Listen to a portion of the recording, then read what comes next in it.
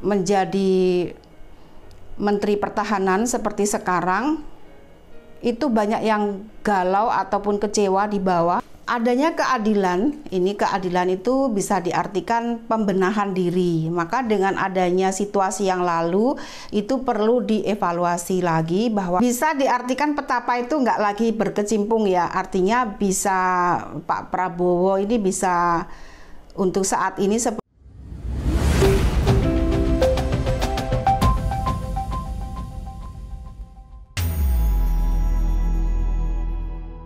Halo Sobat Bunda, jumpa dengan saya Bunda Sekar Ayunda. Dari sini senantiasa Bunda mendoakan kalian dilancarkan segala usaha, ditambahkan rezeki setiap hari, dan harapan Bunda kalian semua dalam keadaan sehat.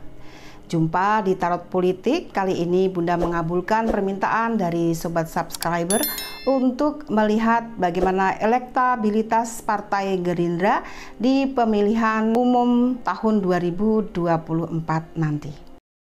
Simbol adalah sebuah bahasa yang dapat membantu kita memahami makna kehidupan, baik kehidupan masa lalu, sekarang, dan yang akan datang.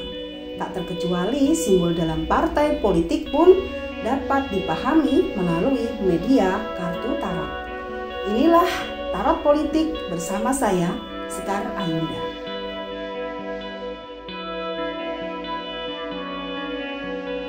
Baik Sobat Bunda, Bunda akan shuffle kartunya dulu untuk menarik energi dari Partai Gerindra.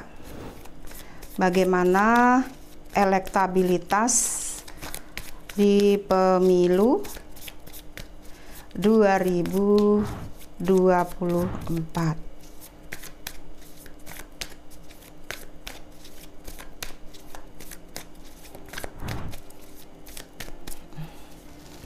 Seperti biasa, Bunda menggunakan 7 kartu. Mari kita lihat simbol-simbol apa yang kita dapatkan di kartu ini. Ada 8 pedang, kartunya terbalik. Ini mengartikan bisa terjadi, bisa tidak, atau belum terjadi ya. Nah, ini melihat kekuatan dari Partai Gerindra. Ini ada beberapa pedang, namun pedang ini mengartikan kekuatan ya. Kekuatan dalam hal ini adalah kreativitas ataupun pemikiran. Kemudian juga bagaimana intelektual itu juga sudah pasti, karena intelektual itu sangat dibutuhkan ya dalam berpolitik. Dengan intelektual, budi pekerti yang baik, maka dia akan santun dalam berpolitik, tidak bicara ngawur gitu. Bicaranya tuh elegan. Ya tadi intelektual itu atau budi pekerti itu melebihi keilmuan gitu. Kalau ilmunya tinggi tapi intelektual atau budi pekertinya rendah, akan kelihatan bagaimana karakter dari orang tersebut. Maka ini ada 8 pedang. 8 pedang ini Partai Gerindra harus benar-benar melihat dengan jeli setiap pimpinan di daerah, baik pimpinan cabang, anak cabang, ataupun DPP. Jadi di sana akan digodok gitu ya, ibaratnya tuh seperti itu. Nggak lagi sembarang atau nggak lagi ngawur untuk meletakkan seorang pemimpin di daerah ataupun di pusat di dalam jajarannya gitu ya. Nah, 8 pedang ini bila salah sedikit saja menaruh orang dengan karakter buruk, maka Partai Gerindra tidak bisa maju ataupun perolehan suaranya tidak memuaskan. Itu kalau salah ya, kalau salah dalam menempatkan orangnya atau kadernya gitu. Simbol kedua, mari kita lihat adanya bintang. Nah, bintang ini saat ini juga bisa dikatakan tidak baik-baik saja ya. Gerindra ini juga tidak baik-baik saja. Seperti tadi Bunda bilang, ini energi yang Bunda tarik ini adalah energi di mana di dalamnya ini saling mengharapkan satu sama lain gitu, belum bisa mandiri. Ya tentu kalian yang punya jiwa politik ataupun berkecimpung di politik paham dengan apa yang Bunda katakan. Jadi di daerah itu saling ketergantungan satu sama lain, tidak punya prinsip atau komitmen diri gitu, tetapi nunggu gitu, nunggu perintah. Jadi tidak punya ide kreatif sendiri di dalam partai itu. Maka ini ibaratnya hangat-hangat kuku. Orangnya tidak, atau kadernya ini bisa dikatakan ada yang main aman saja, nggak mau bekerja keras gitu. Bekerja keras itu dalam arti di sini ya benar-benar kerja di partai, benar-benar bagaimana partai ini bukan saja nanti menjadi partai pemenang, tetapi misi atau visi misinya ini yang harus dievaluasi lagi. Ini pesan yang Bunda dapatkan seperti itu. Karena saat ini yang Bunda dapatkan visi misinya ya masih visi misi dulu gitu ya, belum direvisi lagi. Tentunya 5 tahun sudah berlalu dan tahun yang lalu tuh banyak kegagalan. Visi misi yang dulu tuh seharusnya direvisi lagi, rapatkan barisan seperti itu. Dan tadi kartu ini mewakili perasaan kader-kadernya yang masih hangat-hangat kuku, belum greget gitu. Mari kita lihat lagi simbol kartu berikutnya, 3 pedang. 3 pedang ini ada beberapa dari mantan kader atau orang-orang yang dulu sudah mencurahkan energinya, energi mereka. Maka kita bisa lihat dulu ya setelah Pak Prabowo itu tidak terpilih dan akhirnya beliau menjadi Menteri Pertahanan seperti sekarang, itu banyak yang galau ataupun kecewa di bawah, terutama emak-emak gitu ya. Nah inilah perlu kita belajar dari masa lalu, belajar dari sesuatu atau peristiwa yang sudah terjadi. Maka kalau kita itu mengagumi seseorang atau kita itu mengidolakan, mengagumi, kemudian juga dalam politik kita tuh pakai pikiran yang logis gitu, bahwa ini loh kompetisi, ini loh politik. Maka yang paling bagus adalah kita tidak 100% mencurahkan isi hati kita atau hidup kita di alam nyata itu ke partai tersebut gitu. Kalau kita memang mengidolakan seseorang atau kita berpihak kepada partai itu 50%.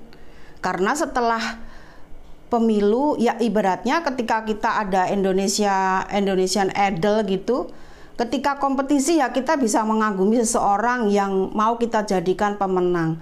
Tapi di alam nyata kita hidup biasa, kita juga masih mencari makan, mencari kebutuhan untuk kebutuhan, mencari pendapatan untuk kebutuhan kita. Jadi ya 50-50, nggak usah kita 100% untuk menggebu-gebu, kemudian kita menjelekkan partai lain, kita saling olok-olok. Nah peristiwa itu kan sekarang terjadi lagi. Peristiwa yang dulu menjelek-jelekkan adanya cebong, kadrun, itu kembali lagi terulang saat ini. Nah inilah kita rakyat Indonesia harus mulai belajar untuk tidak perlu kita mengatakan si A cebong, si B kadrun, itu stop kalau yang seperti itu ya. Kita misalnya kita mencintai atau kita mengidolakan kandidat gitu, ya kita evaluasi saja kandidat kita tuh benar-benar punya visi misi yang benar tidak gitu.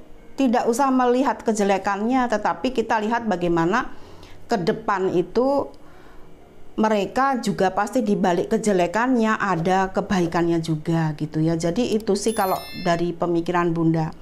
Tapi dari 3 pedang ini perolehan suara nanti ya tidak sama dengan dulu ya, karena ini ada barisan sakit hati, artinya yang sudah kecewa gitu, 3 pedang.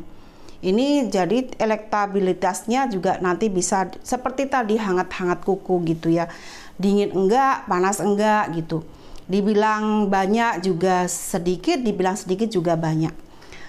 Adanya keadilan, ini keadilan itu bisa diartikan pembenahan diri. Maka dengan adanya situasi yang lalu itu perlu dievaluasi lagi bahwa oh banyak juga barisan sakit hati, barisan di mana yang memang tadi 100% memberikan cintanya, ibaratnya begitu.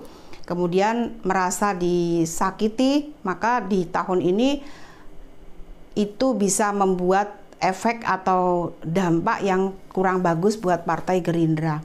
Adanya 9 piala kekosongan atau banyak yang kosong nanti. Jadi tadi perolehan suara bisa menurun. Kemudian walaupun ada kabar survei gitu ya, hasil survei itu kan tidak tahu cara mensurveinya gimana. Toh rakyat mereka mensurvei berdasarkan apa? Kita seperti Bunda yang di bawah saja tidak pernah ditanya-tanya nanti kamu pilih siapa gitu kan, enggak. Jadi yang survei itu nggak tahu dari mana hasilnya karena rakyat di bawah juga sibuk dengan kegiatan masing-masing. Hasil laporan informasi hasil survei itu juga nggak tahu tuh dari mana ya. Jadi seperti itu, nanti banyak yang kosong artinya perolehan suara menurun. Bila ingin kembali lagi ini harus ada pertolongan as tongkat. Jadi ya tadi seperti partai PDIP dan Demokrat sekarang lagi rembugan gitu ya, ada sesuatu hal yang dibicarakan. Nah ini Gerindra juga seperti itu. Pastinya juga adanya kalau satu partai dengan satu partai yang lain komit gitu, ya itu bisa saja seperti itu ya. Kemudian ditutup dengan sang petapa. Nah petapa ini bisa mengartikan bisa diartikan petapa itu nggak lagi berkecimpung ya, artinya bisa Pak Prabowo ini bisa untuk saat ini sepertinya kok kartunya sang petapa, artinya tidak ikut lagi atau tidak berada di dalam barisan RI1 begitu. Kalau bisa dilihat dari sini, ini sang petapa ini mengartikan untuk waktunya buat Gerindra atau terutama Pak Prabowo sebagai presidennya, calon presidennya ya, maka munculnya sang petapa ini di Partai Gerindra ini kok ini mengartikan bagaimana ibaratnya tuh memberi pesan bahwa untuk saat ini saatnya kamu itu benar-benar pensiun atau istirahat begitu, ibaratnya tuh seperti itu. Jadi buat Partai Gerindra elektabilitasnya seperti itu ya. Jadi kita lihat saja nanti kebenarannya bagaimana. Buat kamu yang merequest Partai Gerindra sudah Bunda lihat, namun di endingnya ini ada sang petapa. Sang petapa itu memberi pesan bahwa untuk Bapak Prabowo sendiri, kalau dari misi jiwa, setiap manusia kan punya misi jiwa. Nah, misi jiwa dari Pak Prabowo itu sebetulnya sudah memberi pesan bahwa Pak Prabowo itu sudah waktunya untuk istirahat gitu. Istirahat ya menikmati hidup, menikmati bagaimana sebetulnya jiwa ini misinya apa. Jadi misinya bila sudah menjadi seorang prajurit sudah selesai, kemudian kemarin sudah menjadi ketua partai, kemudian juga saat ini sudah menjadi Menteri Pertahanan begitu ya. Nah rupanya sang petapa ini juga bisa mengartikan untuk beristirahat, tetapi juga bisa diartikan sebagai pendinginan jiwa. Pendinginan jiwa itu rileks gitu ya. Jadi ini untuk pribadinya Pak Prabowo. Tetapi kalau dari elektabilitas global partainya tadi, kesimpulannya bahwa Partai Gerindra mengalami penurunan suara gitu. Jadi demikian Sobat Bunda, sampai di sini dulu. Mohon maaf bila ada salah kata. Sampai jumpa, salam.